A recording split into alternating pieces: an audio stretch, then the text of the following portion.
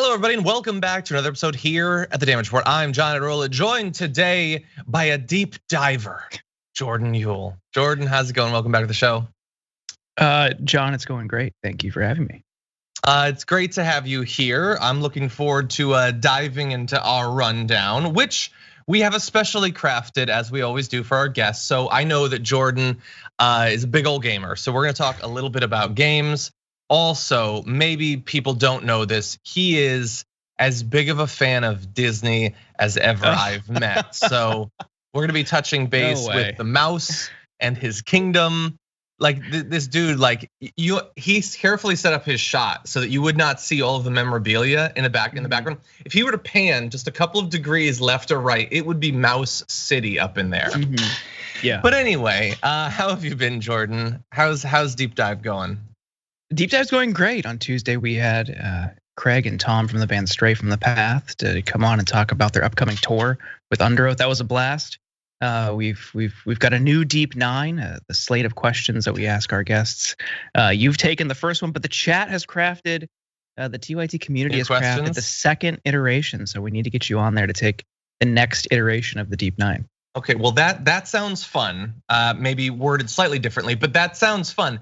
The only issue is that I'm a massive nerd, and so on Tuesday nights I play Dungeons and Dragons. But I think we're getting close to the end of the campaign, so possibly once we've defeated the Dark God we're going up against, then I can once again appear. You can come take my Deep Nine.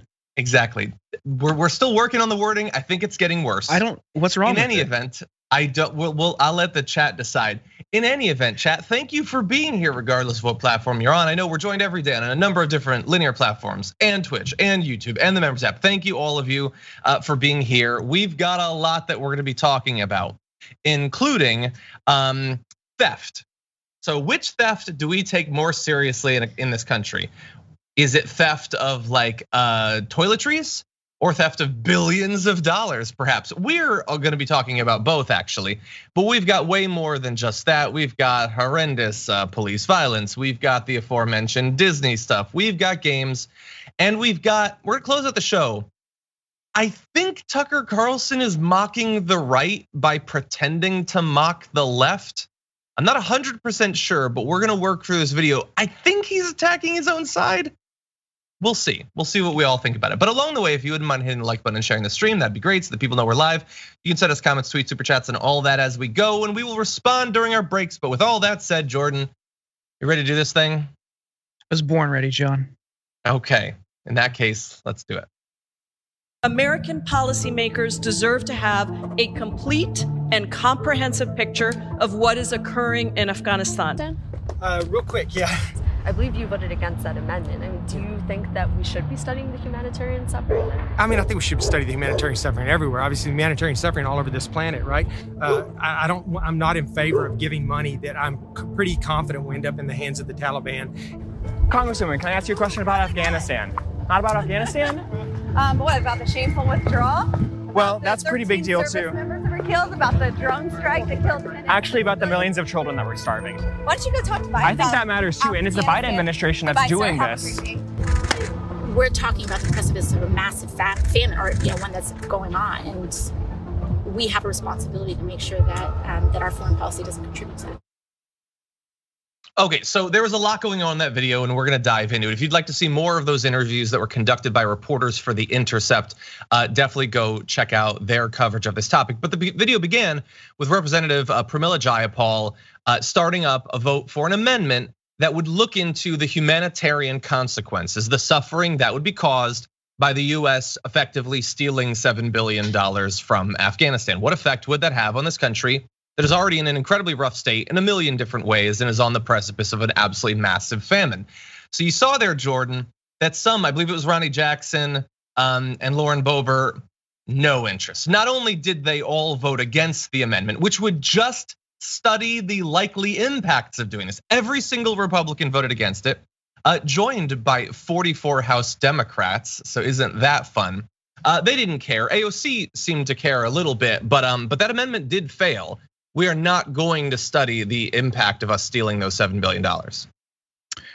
John, this is a perfect example of kind of the bipartisan jingoism in our foreign policy, Well, I mean, why would they care? It's not directly affecting them. And the way they see others around the world, and especially in the Middle East, they see them, innocent people, women, children, whatever, people who have no connection to any sort of conflict, they see them as subhuman.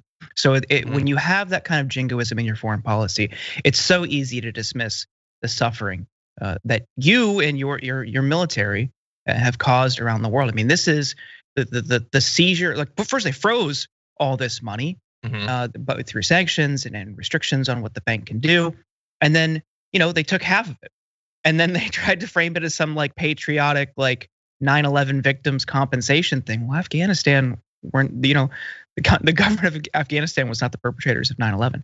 If you really wanted to go after somebody, you go after the Saudis, but we're still arming them. And we're supporting their Air Force in their war against Yemen, which is causing a famine and the worst human rights disaster in the world in Yemen. So like, just look throughout the region. Look what we're inflicting around that region. These people don't care. It's good. Like Boebert was trying to take a shot at Biden for the withdrawal, the messy withdrawal, and different drone strikes. But at the end of the day, those are just hollow talking points. Because if you really cared about people there, you would want to do this. Yeah, 100%. And we're gonna engage with those talking points. Obviously, I agree with you about the overall consequences of this. This is not our money to steal, and pretending, and we'll get into why it's a little bit pretending to give it to people we feel bad for, the families of victims of 9/11. That doesn't make theft right. Like if you steal a bunch of money and then you give it to orphans, no, it's still, you shouldn't have done the theft. Also, you're rich. You could have done the charity part without the theft. Let's not forget that. But really fast, I want to engage with what they said in that video. So again, I believe it was Ronnie Jackson was like, there's humanitarian stuff all over, whatever. Okay, but you're pretending as if you're equally bothered by all of it. You're not proposing we study other effects of foreign policy. You're literally saying let's not do anything. So that's weird. Also saying, I'm not gonna give any money that could fall into the hands of the Taliban. Well, that is an interesting way to think about whether you should transfer money to someone. I personally think then I shouldn't pay my taxes because apparently a significant percentage of it is gonna go to military contractors. And you might say, well, hey, John, that's not fair. I mean, sure, you may not approve of this money being turned into weapons, but at least it's not going to the Taliban. I don't know, when the Taliban took over, they took a lot of our weapons. Some of those weapons were bought with taxes I've paid over the years. Maybe I should have withheld those taxes. After all, I don't want that money going to the Taliban, do I? But really fast, Boebert too. Boebert, she memorized a couple talking points and she deployed them again to stop questions about whether we should be like open allies effectively in causing more suffering and starvation in Afghanistan. She said, oh, what are you gonna ask me about? The shameful withdrawal? The 13 service members who died, the 10 innocents who died in a drone strike.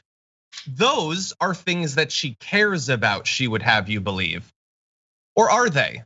So did she not want us to withdraw? Should we stay forever?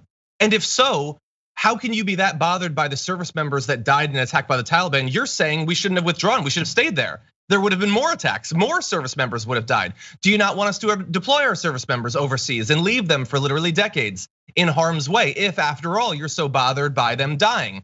And what about the 10 innocents that died in drone strikes? I looked into it. Those weren't the first innocents that have died in drone strikes, and they certainly won't be the last. So, Boebert, are you proposing that we end indiscriminate drone strikes? Were you a big critic of the massive increase in drone strikes that happened under the Trump administration?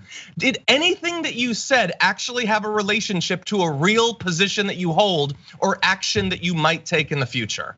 But no, it was to stop some questions, Jordan, just to stop some questions.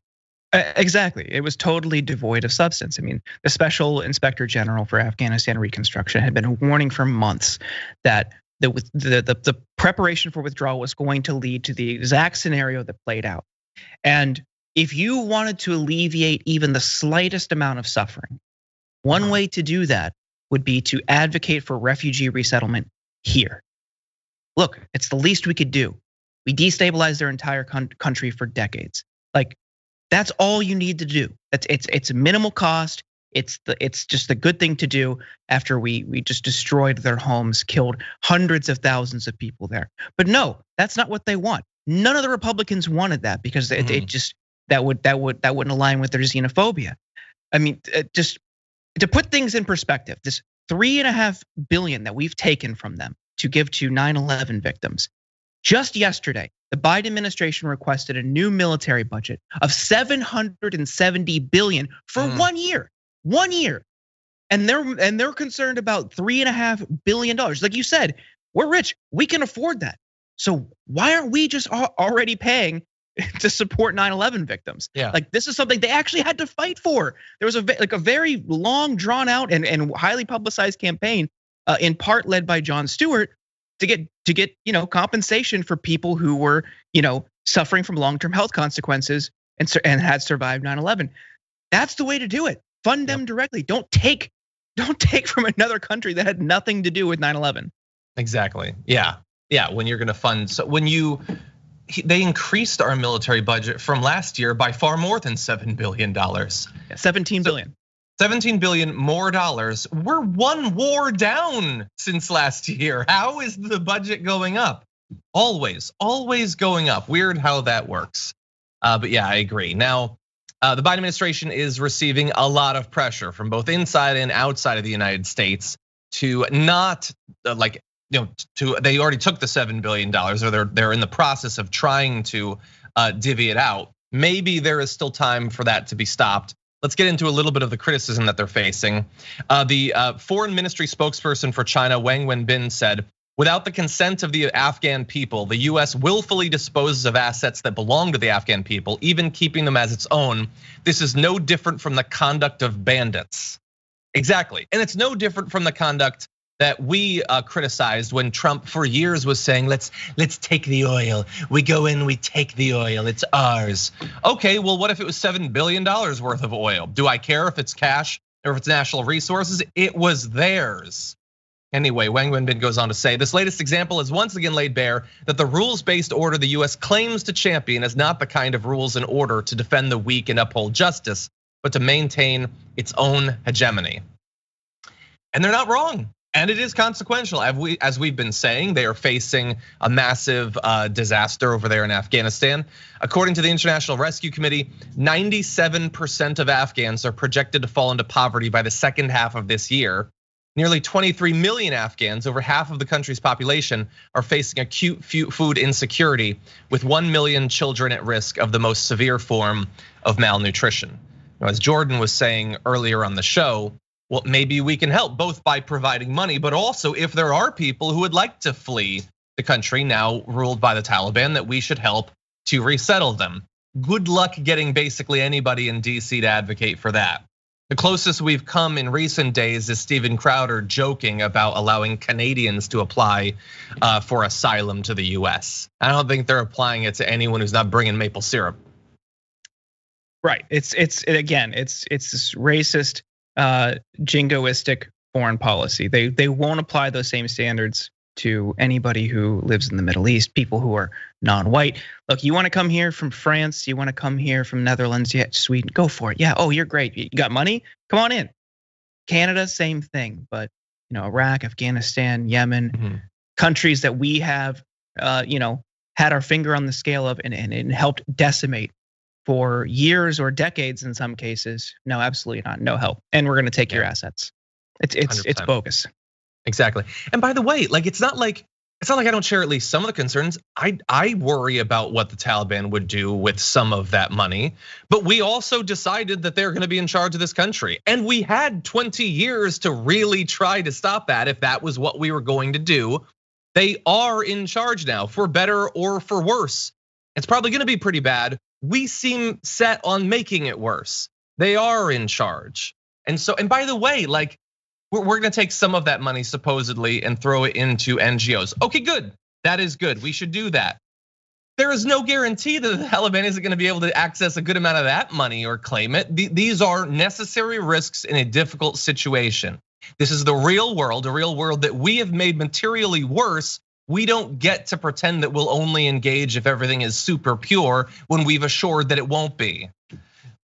in any event, we also have some criticism once again coming from the Congressional Progressive Caucus. So you had Pramila Jayapal's amendment to at least look into what's likely to happen. Now the Congressional Progressive Caucus has put out a statement saying in part, any functioning country must have access to its own currency and reserves. By removing and breaking up Afghanistan's already frozen funds, the United States is continuing to contribute to a crumbling economy and devastating impacts on the Afghan people. While we agree on the need for robust humanitarian aid, it cannot substitute for a functioning central bank that stabilizes the currency, pays the salaries of civil servants, and provides reserves for private businesses that can prop up an ailing economy. It is also unclear how much of that aid would actually be able to reach people in need when the country's financial service is impeded by a web of sanctions. Because of course, we're not just taking the money out, we of course have sanctions on the Taliban, which is going to affect a significant portion of the economy. And they call for those frozen assets to be released and used to restore the country's economy. That's coming from progressives, Jordan, so I have no idea if Biden's even gonna hear it, let alone feel the pressure coming from them. I mean, I don't expect much from the Biden administration in changing course. We'll see at the State of the Union because I think that's going to be a big focus. But the fact that they specifically set out to designate half of those reserves to 9/11 victims kind of shows their hand, right? Even the withdrawal date. Remember, the withdrawal date deadline was September 11th. Like they're just kind of leaning into this symbolic patriotism to distract people from what's really happening and the suffering that they've inflicted. It's like, oh, look at us, we're actually the victims here. Remember 9/11? Don't worry about who did it. So it's like that they're trying to reallocate this money for 9/11 victims. That the withdrawal date was on 9/11. That's going to be the talking point. It's going to, oh, you know what? We ended the ended, but it's like you said, it's still going to happen. People are still going to die at the hands of drone strikes.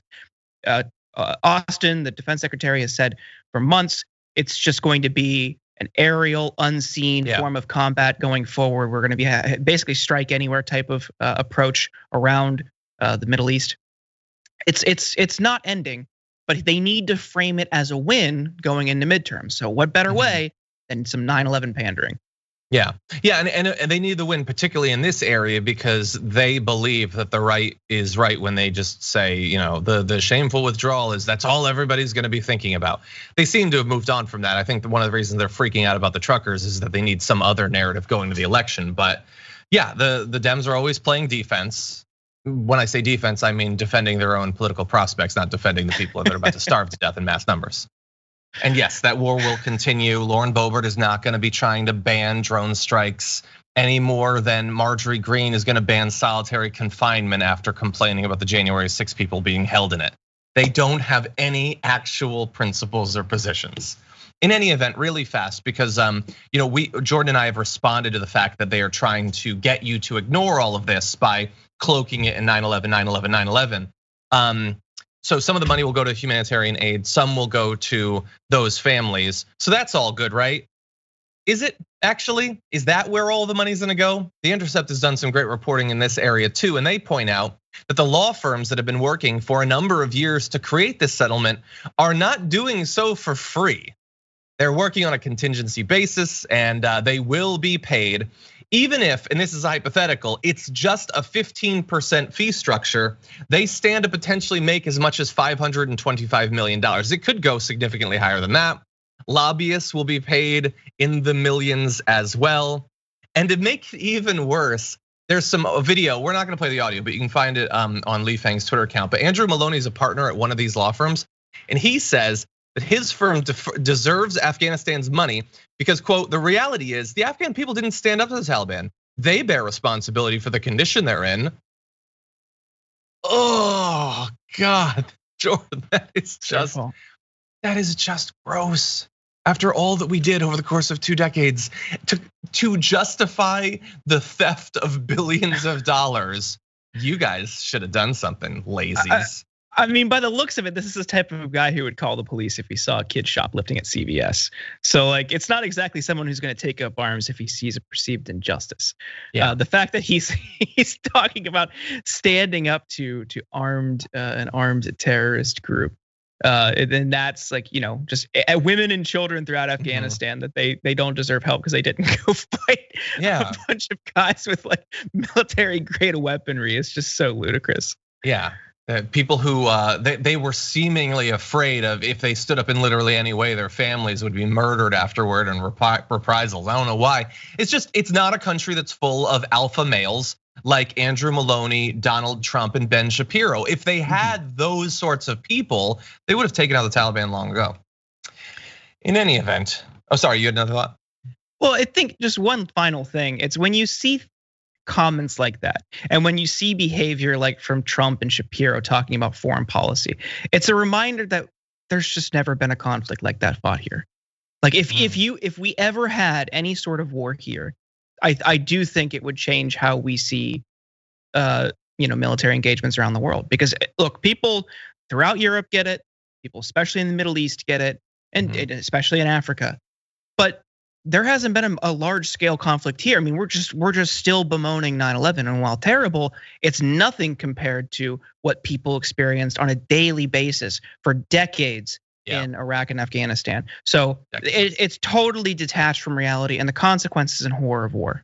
Yeah, 100%. And look, even hypothetically, they certainly would have you believe that were it to come here, they'd be the strong men. I mean, after all, they're ready to potentially overthrow the United States government.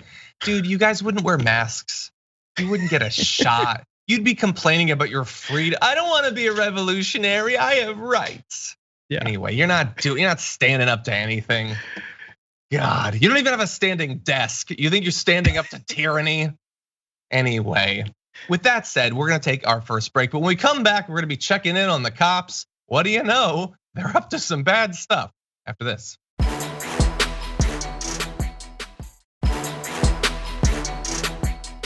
Okay, so just a quick heads up, we are not doing a cold open for this next block. That's why I deleted it from the title. I want to give this little update here, but then we will go into the video. So everyone prepare yourself. We're gonna be talking about cops being bad for a little bit.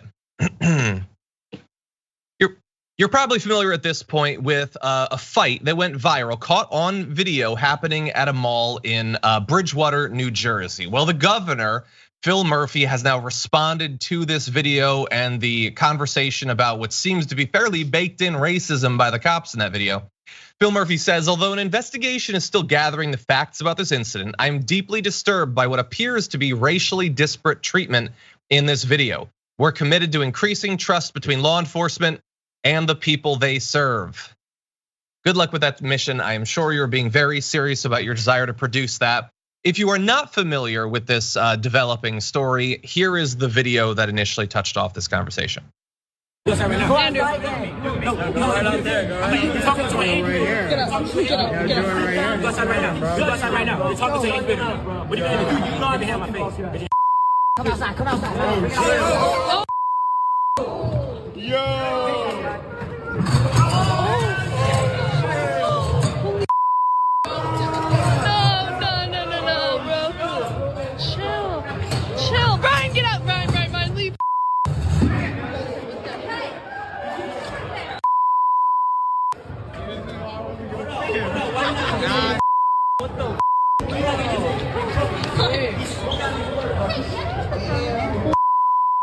Oh no. Holy no. Yo, it's because he's black. Racially motivated. Okay, so in the update that we just gave you, Governor Phil Murphy said that there appears to be racially disparate treatment. Appears. So what you saw in that video was a black 8th grader, a white high schooler that got into a fight. Happens from time to time. The cops come, they tackle the black kid. White kid, totally fine. Second cop comes, also gets on the black kid, the white kid, just fine. It appears, Jordan, to be racially disparate treatment. Why do you think that people think it appears that way? I mean, the only plausible reason for them to say something like that is just that we only have 60 seconds to go by, so we don't know what happened afterward or what prompted it. But I don't really care when you see the cops rush in and just tackle or go after the young black man who was underneath the white kid on top of him punching him. That's all you need to see. That was the response. They saw a kid underneath this white kid and they went for him instead. I mean, there's no other. I mean, because clearly the white guy's the aggressor. He's on top of him punching him.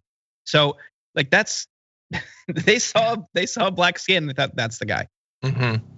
Yeah, I mean, look, I'm not a big MMA fighter or anything. I'm not saying that you can't control a fight from being on your back below a person. Clearly, some people have those skills, but it seemed like the cop runs up, split-second decision.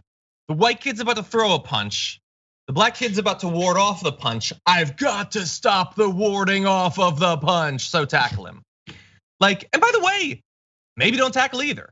Maybe just like pull the kid off of him and get between them. Of course, there's gonna be a jumping on them, a tackling. They resort to violence very quickly. And I get it, it is a fight between kids or whatever, but we do get to judge people based on the quick decisions that we make. These sorts of quick decisions pop up with cops quite a bit. In this case, thankfully, he didn't draw his gun.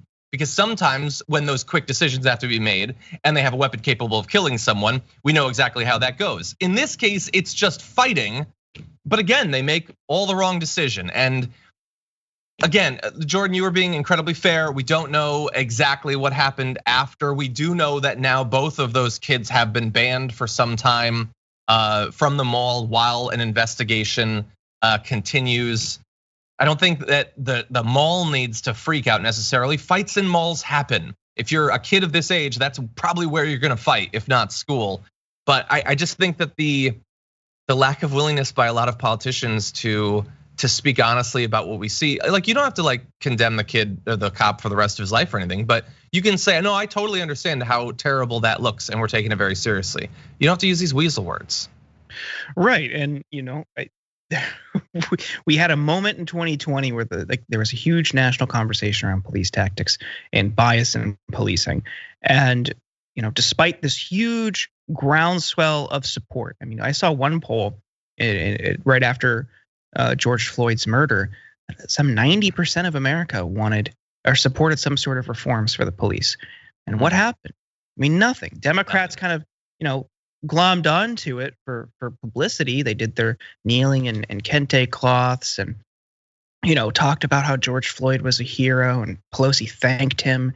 But at the end of the day, nothing became of it. I mean, the George Floyd Justice and Policing Act died in Congress. There's been no push since. And now you've got Biden and other Democrats calling for increasing police funding because they think that doing that will help mitigate calls to defund the police. But America's mostly in the middle ground. They want some sort of reform. They generally don't. There are racists out there, but I think people who may have implicit bias but don't quite understand the complexities of it still want to be better, and they do support things that would mitigate circumstances like this. If that's your in your state, do something about it. Don't mince words and don't act like, oh, this appears to be racially motivated. Do something about it. You're the governor. Democrats across the board just kind of sleep on this issue because they govern from fear. They're just so worried about backlash. Just do something if you believe in it. That's why you should run for office, but they don't. Yeah. No, you're totally right about the governing from fear. And this is one of, I think, the main areas where anything having to do with race, they are terrified of the attacks that will come from the right if they seem to be making any reforms whatsoever to weed out structural or individual racism. And I get that you should be a little bit worried about the attacks because they will come.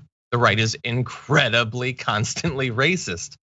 But we're just supposed to ignore it. We're just supposed to continue on, same problems constantly. That is the position of the Democratic Party. That massive moment was wasted after so much work. Well, they got a good photo op. That was pretty cool. Well, they got a photo op. I'm not sure if it was a good photo op in hindsight. It was pretty bad. Yeah. Oh my God. Anyway, maybe Pelosi would prefer that one to the one in front of her fridge. I'm not sure. Maybe we can put up a poll. If she had to choose one to be her NFT Twitter profile picture, which would she choose?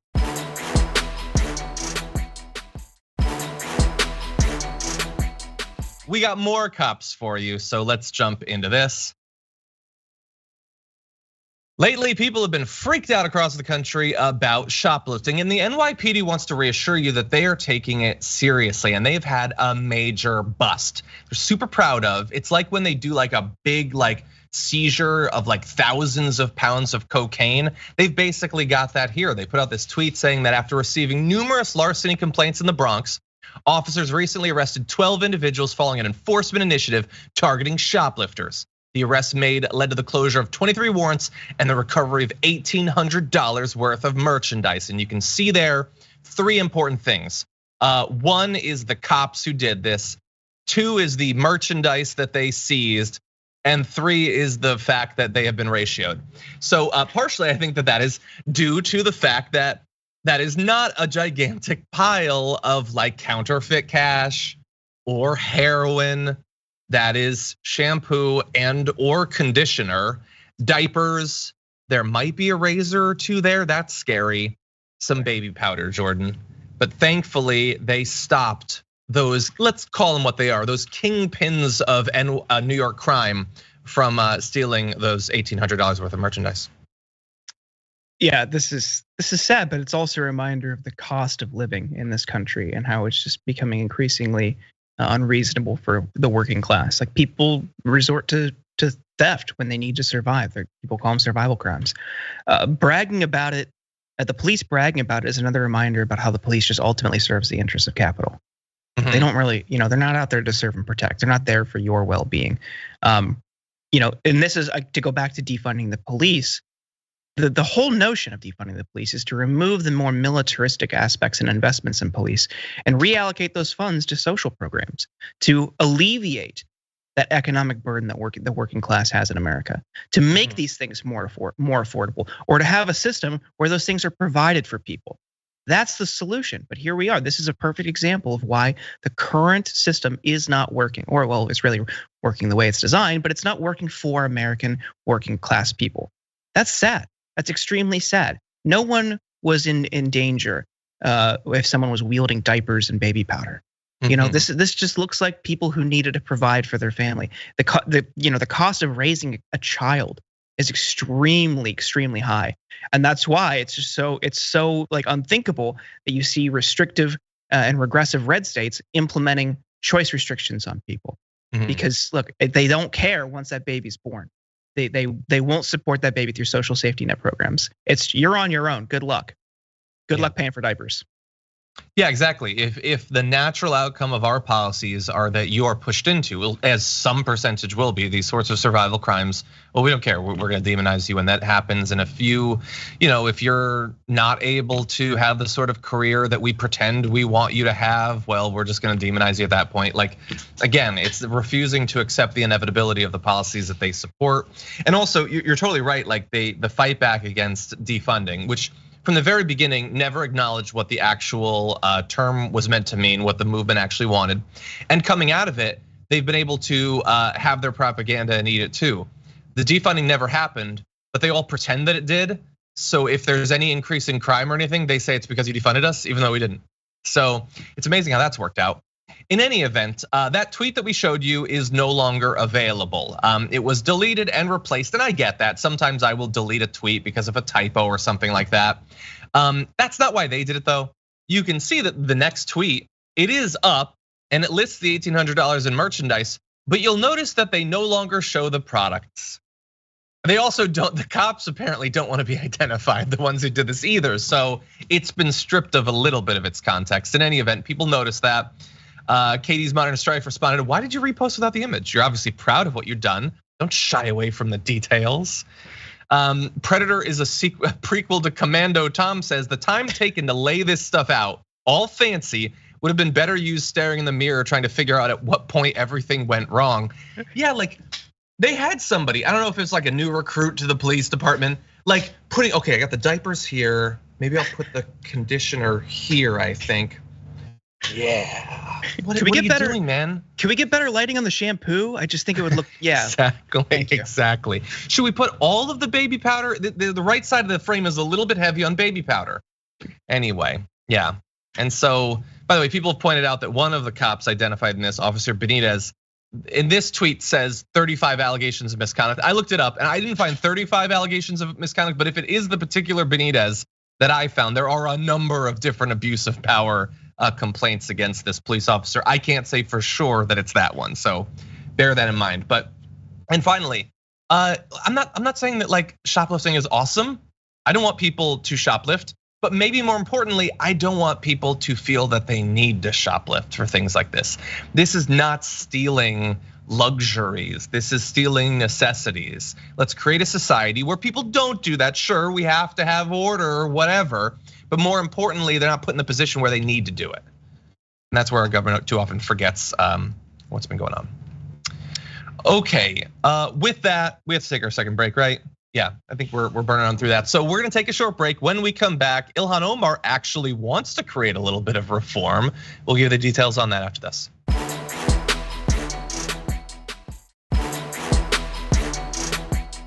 Thank you everyone for being here. This is the Damage Report. I'm John Arola. That's Jordan Ewell. Jordan Ewell, if somebody is tuning in for the first time and they're not familiar with your work, what would you say your beat is politically? I don't know. I am springing this on you. Yeah, I don't think I have like a beat politically. Okay. I mean, most people, outside of TYT have known me for like anti-recruiting work in the military. That's something I've just been following and working on for a couple years now. But that is true. Catch-all progressive. I've worked in progressive spaces for years. Okay, interesting. Yeah, no, I would definitely say you are on that beat. Any attempt to infiltrate Twitch via any branch of the armed forces, you're on that. That's why I made the joke on Twitter about the video game America's Army finally shutting down. I'm like, was Jordan involved? I wonder. Oh, I wish. No, that's anyway. It's more cost effective for them to just shape the narrative in like the highly popular, Call of Duty and Battlefront games. Like that's it. Exactly. Yeah. And by the way, I love those games, but yeah, it does lead you to have a very like I don't know, unrealistic romantic view of the armed forces. In any event, with that, we got more to talk about with what remains of this first hour. So let's jump into this. Representative Ilhan Omar is proposing legislation that would place new restrictions on what are called no-knock warrants, which have made sort of national news multiple times in the last few years. Most recently with Amir Locke, who was an individual who, thanks to the release of body cam video by Minneapolis police, we know was woken up in the middle of the night by SWAT officers, bursting into his apartment. He was in bed, covered by a comforter. The cops say he was holding a gun. You can sort of see it in the video, and they immediately shot him and he eventually died. The entire thing from kicking in the door to killing him took just a few seconds. And this is not the first time this has happened. So this Representative Omar is trying to put new restrictions in the process. Let's go into a little bit of video of her explain the legislation.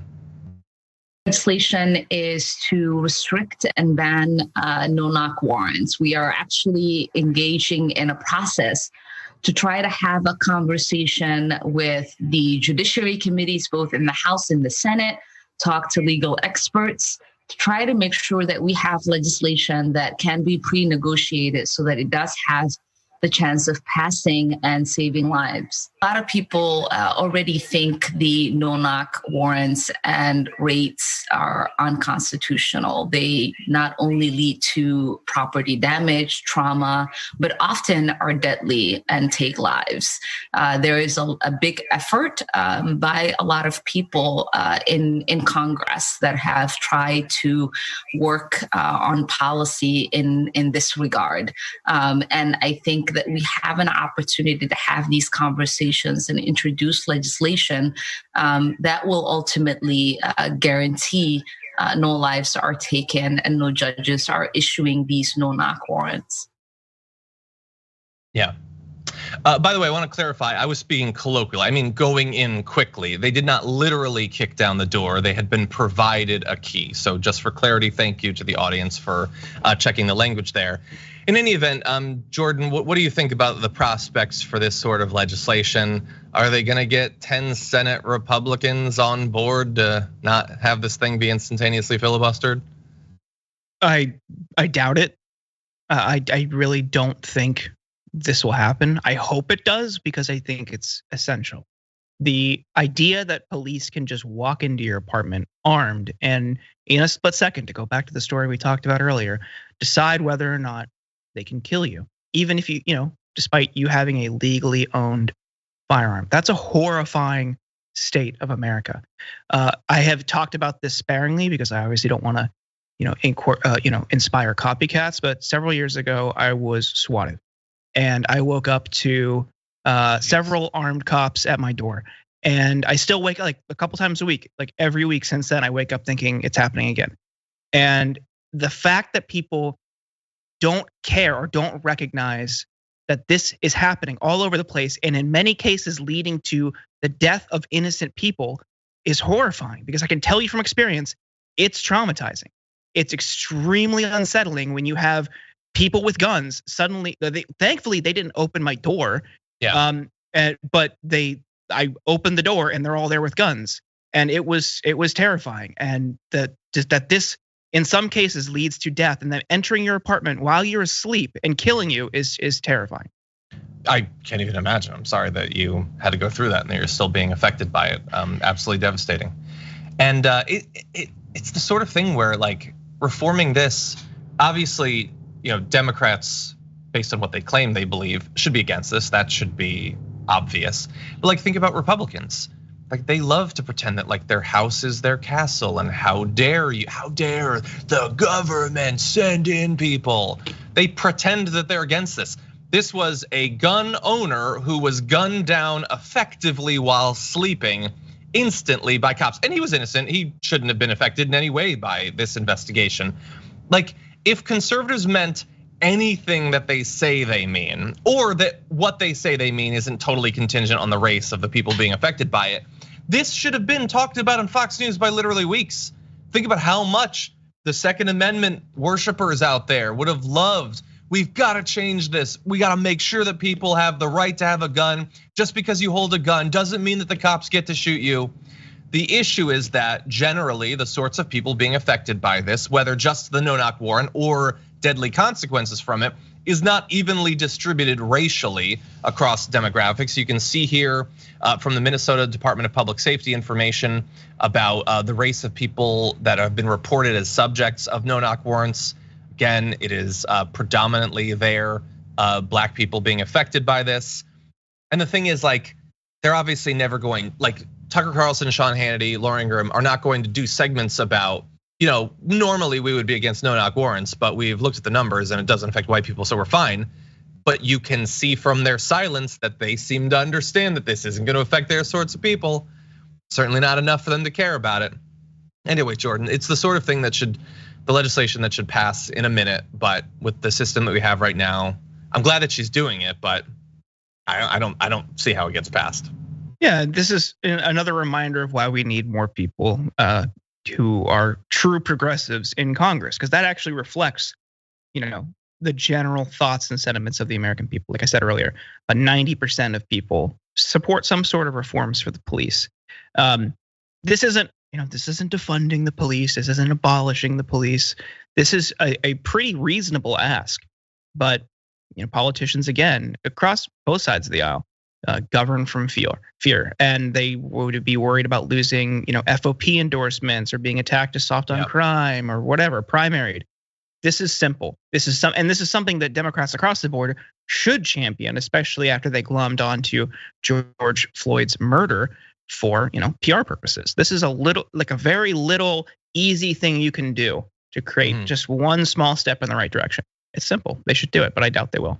Yeah, and look, if we had a reasonable democracy, it would be one part of a comprehensive bill reforming a number of these different practices. But even just this little thing, maybe in a couple cities, maybe it can happen. I mean, supposedly in this area, there were supposed to be more prohibitions against using it. We can see how effective those have been.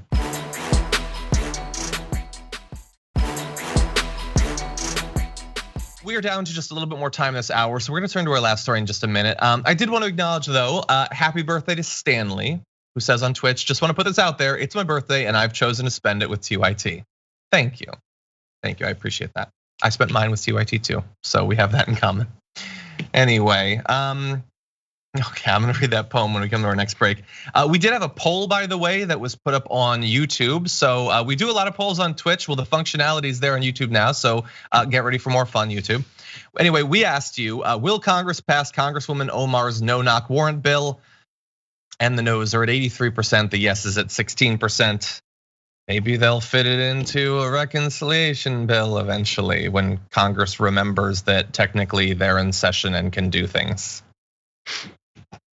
I know that I've said this pretty much every day, but like, they're not doing anything. Senate, House, Biden, days just go by. Nothing, no statements. I mean, maybe Biden might say something about Ukraine or whatever. And then that's it. He's not president for 50 years. I mean, he's got a limited period of time. It just seems like they really want to make their midterm strategy getting over COVID and reopening things. But again, like what's closed? Like what can't you do right now? Like that's the thing. Like everything is open.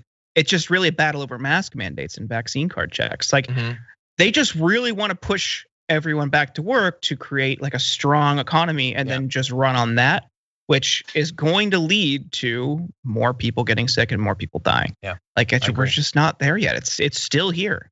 Yeah. Okay, I'll have more to say about that later on. But why don't we jump into our last story?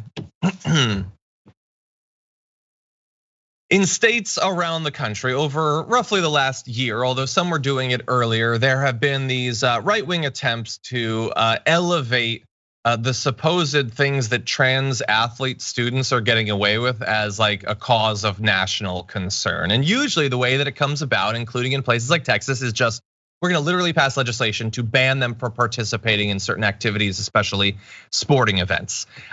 Utah is taking a slightly different tactic with it. So Utah Republicans want to form a quote commission to determine student athlete eligibility on a case-by-case basis. But wait until you find out how they're gonna do this. So they're gonna create this thing with medical professionals, representatives of athletic associations, and school coaches, with the members being appointed by the president of Utah's Senate, the Speaker of the House, and the governor, who, what do you know? All of whom are currently Republicans. Oh, by the way, they already have a body to review the process of eligibility for transgender student athletes, but that's under like the education system. They want Republican politicians to directly be choosing who's gonna do that. And here is how they would do it. They're gonna have the authority to quote, establish a baseline range for various specific physical attributes, including height, weight, body mass, wingspan, hip to knee ratio, and other physical characteristics affected by puberty. Also oxygen saturation, flexibility, bone density, stride. Jordan, they are going to be putting people through like the Hunger Games examinations to very specifically decide exactly what characteristic we're going to allow. And these Republicans who are so worried about people doing creepy things with kids think that a group of people being chosen by Republican politicians should be able to evaluate all of this stuff on a case-by-case basis. Yeah, it's unbelievably creepy. I was surprised like calipers didn't make the list. Like this, we're just calipers. Like it's unbelievably creepy. The politics that Republicans have found so useful over the past few decades have just been otherizing and demonizing marginalized groups of people. And sadly, it's been really effective. Like this is just their new target. I mean, for a while it was gay people. It's always been people of color and immigrants. And now they've got a new group to demonize, and it's trans kids. So yeah, what you pointed out is perfectly right. They're, to some point, even believing in conspiracy theories out of this perceived like protection of kids, when like in regards to like human trafficking and the QAnon and Pizzagate conspiracy theories. But like, how is this much different than just terrorizing children? This is really, really invasive and creepy. Yeah. And by the way, in Utah, the Republican governor has indicated he seems to get that. Last year, they tried to just do what other states have done, just ban all trans athletes from participating. And Republican Governor Spencer Cox threatened to veto it. A Republican governor, he said, if you have not spent time with transgender youth, then I would encourage you to pause on this issue. We have so many people who are in a very difficult spot right now, and we have very few, if any, transgender girls participating in sports. These kids they're just trying to stay alive. There is a reason none of them are playing sports. And so I just think there's a better way and I hope that there will be enough grace in our state to find a better solution. Well, we're gonna have to see. Is this the better way? Does this have 1 ounce more grace than an outright ban? I would argue it's fairly graceless even by comparison. So hopefully Republican Governor Spencer Cox, who would have vetoed the other one, will do the same for this, but we'll have to wait and see. Yeah, it's just unbelievably disconcerting. Yeah, and to do it for just like purely politically pragmatic reasons to whip up their base is just Jesus.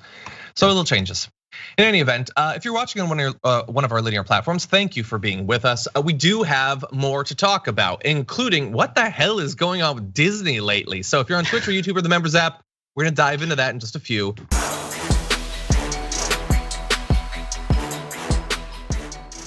Thanks for listening to the full episode of The Damage Report. Support our work, listen ad-free, access members-only bonus content, and more by subscribing to Apple Podcasts at apple.co/TYT. I'm your host, John Adarola. I'll see you soon.